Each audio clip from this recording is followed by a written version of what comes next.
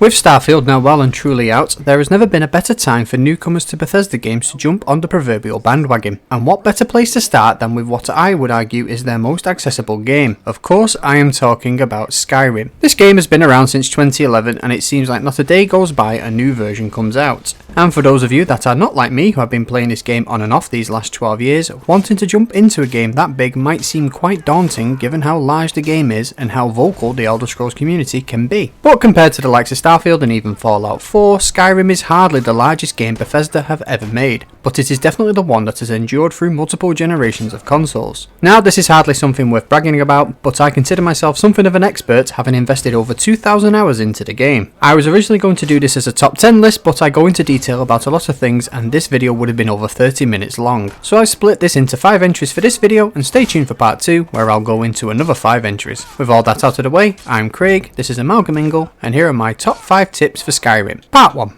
Do you get to the Cloud District very often? Why are they hurting each other? You there, step forward. Who are you? Starting our list off with the very beginning of the game is the races and their abilities. There are 10 races in total and you can be male or female and all come with a passive effect unique to them and no other race.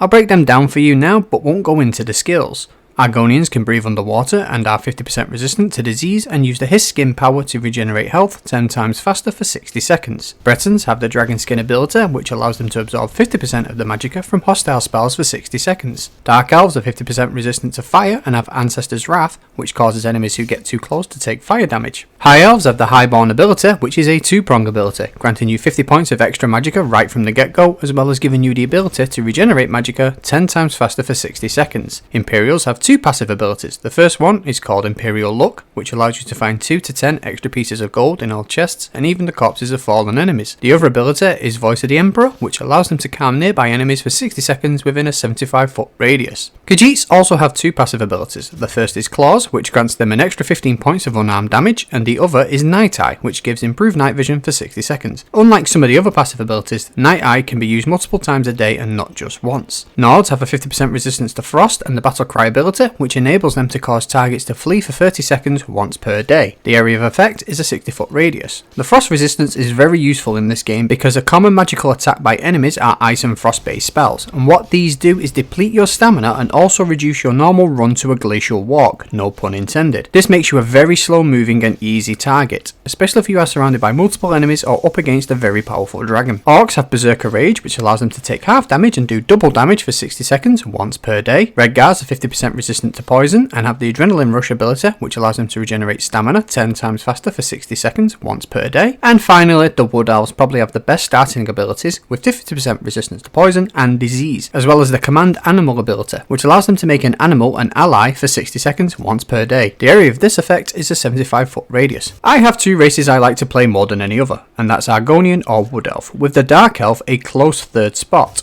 but that's just me. For your first playthrough, I would recommend that you pick the race that you find the most aesthetically pleasing, rather than for any role-playing reasons. Trust me, if you get into Skyrim, you will be back for a new playthrough, and then you can start to really branch out and find your preferred race and gender. If you want a little bit more, then for those of you of a warrior persuasion will want to play as either a Nord, Orc or Redguard. For those of you who desire stealth, pick either Wood Elf, Argonian or Khajiit, and for mages, pick either High Elf, Breton or Dark Elf. The Imperial race doesn't really fit into the 3 types of playstyle and is something of a jack of all trades. Certain races have bonuses to certain skills. For instance, Wood Elves are considered the best archers and their archery skill starts higher than any other race. And this applies to all the races. They have at least one starting skill that is higher than the rest. I know that might not seem that deep, but the races and their attributes have been seriously watered down since Morrowind and Oblivion. On the one hand, this does make the races less unique than they used to be, but it does give everyone a similar sort of blank canvas when it comes to leveling up and choosing your starting skills. And speaking of skills,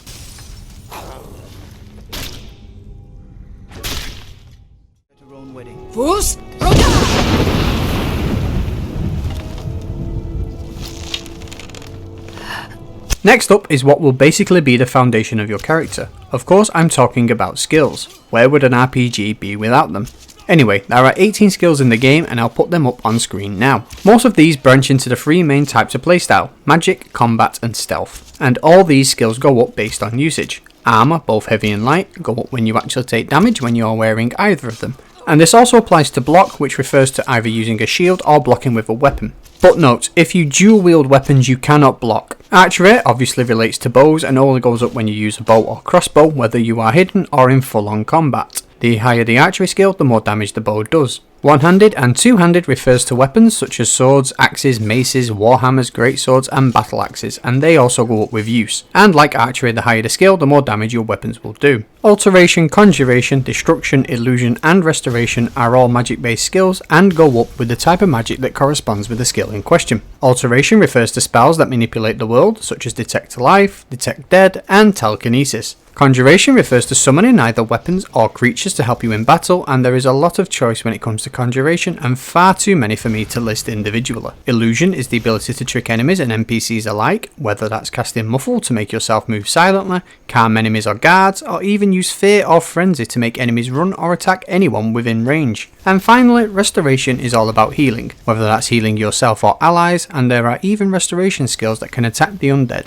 such as Draugr, skeletons and vampires. Only a few skills such as smithing, alchemy, speech, lockpicking, pickpocket and enchanting are more standalone and are not leveled up by the previously mentioned 3 playstyles, and that's because these are passive skills and are not governed by combat. Smithing is one that anyone playing as a warrior or stealth combat player should invest into. This skill lets you craft and upgrade your own gear and also allows you to make jewellery and building materials for the free houses you can build yourself. Now when I say upgrade, I don't mean in the same way you can in games like say Mass Effect 3 or Fallout 4. Upgrade means that you make weapons do more damage or make armour have a higher defense rating. Smithing is usually the first skill I level up when I make a new save, just because I like to always have the best gear available at all times. The higher the smithing and the more perks invested in the skill tree, the more your gear can be upgraded and the more types of armour and weapons also become available for you to make yourself if you have the required resources. Alchemy is using ingredients found all across the world and from shopkeepers to make potions and poisons to help you in any way you choose. Not all potions relate to combat. Some can be to boost skills for a certain amount of time or grant you the ability to breathe underwater if you don't play as an Argonian for instance. Poisons can be used either in combat to line your weapons with stamina, magicka or health damaging properties, or you can use pickpocket to place them in an unsuspecting target's inventory, and this will do the same as if you were in combat. Speech refers to buying and selling. The higher your skill in speech, the less items will cost, and the more items will cost when you sell them to merchants. Lockpicking obviously refers to the art of picking locks, whether that's a chest in a dungeon or to break into someone's home. But for the latter, make sure you aren't detected, otherwise you'll have a bounty and the guards coming to arrest you. Pickpocket is also self-explanatory, but like lockpicking, make sure you aren't detected, otherwise the guards will be all over you like a Nord on cheap mead. Pickpocket is considered part of the stealth playstyle, but the two don't necessarily have to go hand in hand, although your pickpocket success is based on the level of your own pickpocket skill, any perks you may have invested, your sneak skill, and the target's own level in these skills. Don't worry, the game tells you the chance of success so you'll know whether or not you want to risk it. Enchanting is the skill that allows you to put effects onto your weapons, armour, jewellery and clothing. To do this, you have to take an already existing magical item to an enchanting table and disenchant the item in question to learn the effect. You cannot put an enchantment on an already enchanted item, it has to be the base version of said item. To enchant an item you need 3 things: the item you wish to enchant,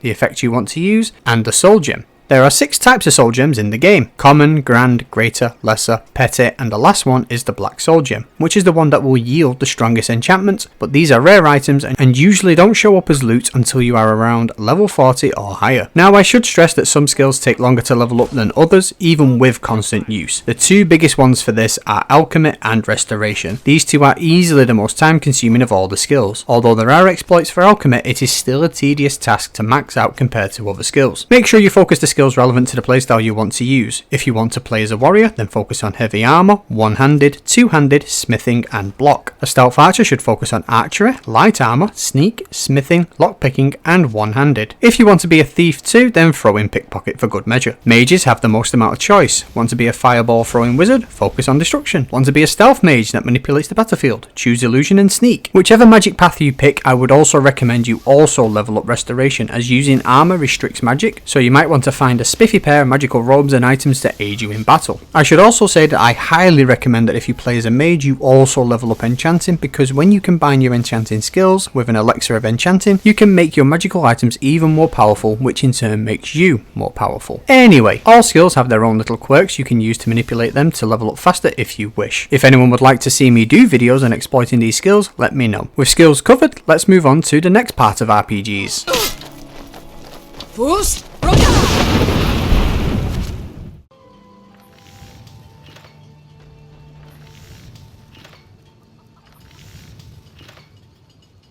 Next up is leveling up, and whenever you level up, after you get yelled at by an angry Nord choir,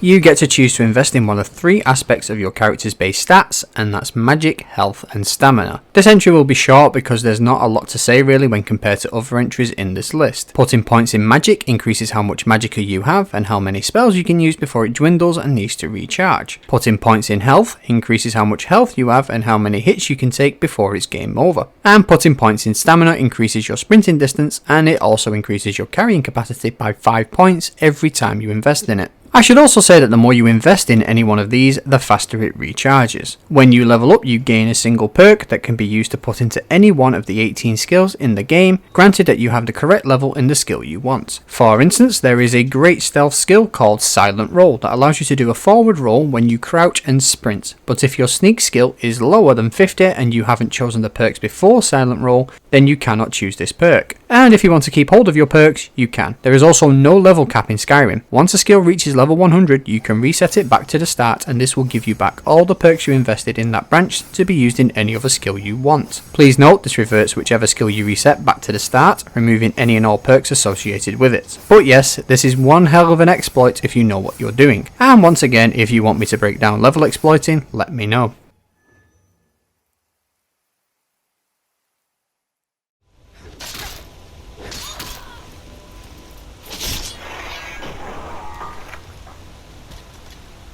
So now you've seen the skills, you've seen the leveling up, and now it's time to choose. Which way are you going to play? The three most basic types are Mage, Warrior and Stealth, but you can always mix and match. Freedom is one of the greatest aspects of Skyrim. There's no reason you can't play as a warrior who will switch to destruction magic when the mood takes you, or there's no reason to stop a mage wanting to don on some light armor and try sneaking around, but each playstyle has its pros and cons. When it comes to magic, I must emphasize that as great as it can be, Bethesda did really water it down when compared to the Freedom of Morrowind and Oblivion, but there is still enough variety and depth for you to play as any type of mage you want. Spells are learned by either finding or buying spell tomes from merchants, and all you have to do to learn the skill is to read the book, and hey presto, you're a wizard. The higher your skill in whichever magic tree you focus on also determines what spell tomes are available for you to purchase. If you have enough perks invested in skill trees, you will be able to cast spells for half the cost of magicka and the ability to dual wield as well. This also counts for warrior skills such as two-handed and one-handed, where perks will also make power attacks cost less stamina and will allow your weapons to do more damage, and also allow you to do higher critical hits, which is especially handy against higher level enemies. Block also has a great perk where you can shield bash enemies, staggering them back and giving you some breathing room to position your Conan ready for the next onslaught. And now we come to stealth, and if you know anything about Skyrim, then you know all about the stealth archer memes. But there's a very good reason why this is a meme. The stealth archer is easily the most overpowered class you can play as, and it all comes down to one perk above all others. When you reach level 14 sneak, you can unlock a skill called Deadly Aim, which allows bows to do 3 times damage when you are undetected. And if you have a high archery skill as well as a really good bow, then you are pretty much unstoppable by all but the hardest of foes. And yes, stealth archer is my go-to, but I do play as other types, and like I said, there's nothing wrong with trying out different playstyles to see which one fits you best.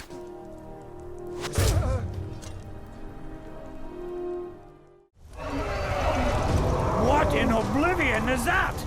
Sentries, what do you see? It's in the clouds!